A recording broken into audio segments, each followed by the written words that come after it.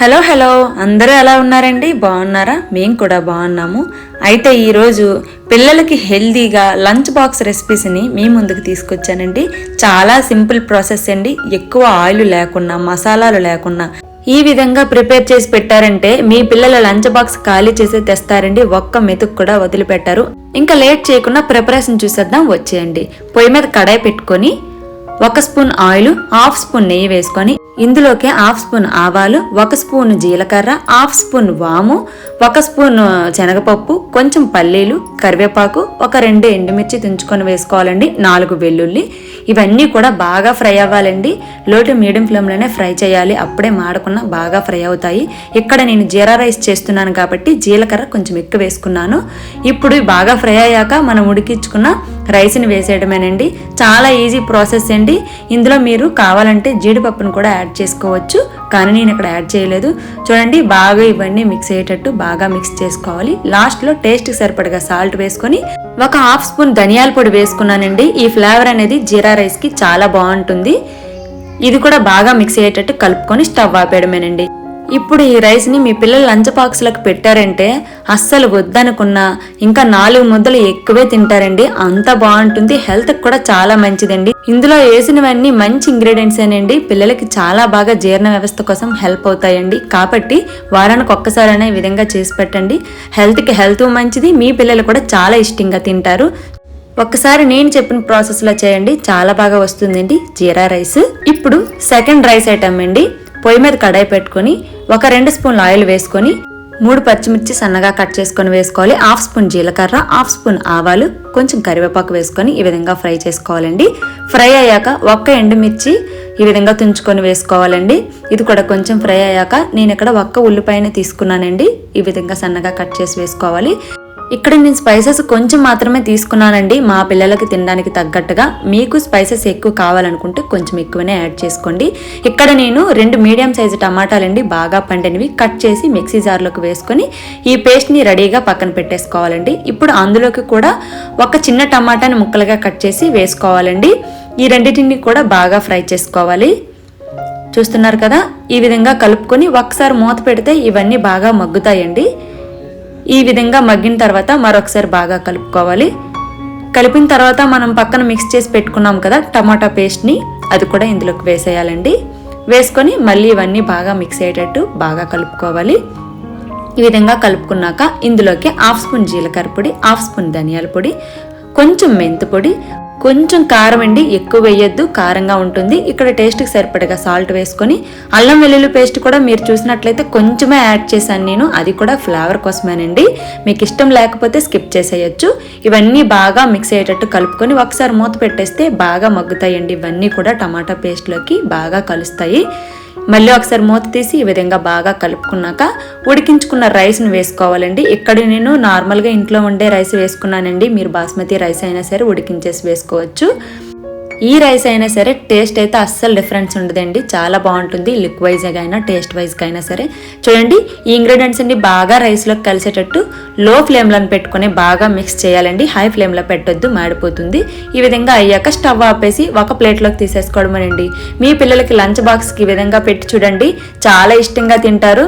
ఒక్కసారి టమాటా రైస్ని నేను చెప్పిన ప్రాసెస్లో చేశారంటే 1 స్పూన్ కూడా వదిలిపెట్టరండి, అంత బాగుంటుంది దీని టేస్ట్ అయితే. మా పిల్లలైతే చాలా ఇష్టంగా తిన్నారండి. నేను ఇక్కడ డెకరేషన్ కోసం కొత్తిమీరతో డెకరేట్ చేసుకున్నానండి, మీరు స్కిప్ చేసేయచ్చు. చూస్తుంటేనే నోరు ఊరుతుంది కదండి. టేస్ట్ కూడా అంతే అద్భుతంగా ఉంటుంది. చాలా తక్కువ టైంలోనే చేసేయచ్చండి. అప్పటికప్పుడు ఇంట్లో ఎలాంటి కూరగాయలు లేనప్పుడు ఈ విధంగా టమాటా రైస్ చేసి పెట్టండి, పిల్లలు వద్దనుకున్నా తింటారండి. 1కి 4 ముద్దలు ఎక్స్ట్రానే తింటారు. ఈసారి మీరు టమాటా రైస్ చేసినప్పుడు నేను చెప్పిన పద్ధతిలో ఒకసారి ట్రై చేయండి. థర్డ్ రైస్ ఐటమ్ అండి, మిల్లీ మేకర్ రైస్. ఇది కూడా చాలా బాగుంటుంది. ఒక బౌల్లోకి గుప్పుడు మిల్లీ మేకర్స్ని తీసుకొని కొంచెం వాటర్ యాడ్ చేసుకొని 2 నిమిషాలు పక్కన పెట్టేస్తే నానుతాయండి. ఈలోపు కడాయి పెట్టుకొని 2 స్పూన్ల ఆయిల్ వేసుకొని 1/2 స్పూన్ జీలకర్ర, 1 స్పూన్ శనగపప్పు, కొంచెం స్పైసెస్ అండి, ఎక్కువ యాడ్ చేయకండి. మీరు చూసినట్లయితే కొంచెమే వేసుకున్నాను. కొంచెం కరివేపాకు, 2 పచ్చిమిర్చి వేసుకొని ఈ విధంగా బాగా ఫ్రై చేసుకోవాలండి. ఫ్రై అయ్యాక ఇందులోకి 1 టమాటాని వేసుకోండి. మీడియం సైజ్ టమాటాని సన్నగా ముక్కలుగా కట్ చేసుకొని వేసుకొని ఇవి కూడా బాగా ఫ్రై చేసుకోవాలండి. ఇప్పుడు ఇందులోకి 1 ఉల్లిపాయను కట్ చేసి వేసుకున్నానండి. ఇవి కూడా బాగా మిక్స్ చేసుకోవాలండి. ఇవన్నీ బాగా కొంచెం సేపు ఫ్రై అవ్వాలి. అందుకోసం మూత పెట్టేసి 1 నిమిషం వదిలేస్తే బాగా మగ్గుతాయండి.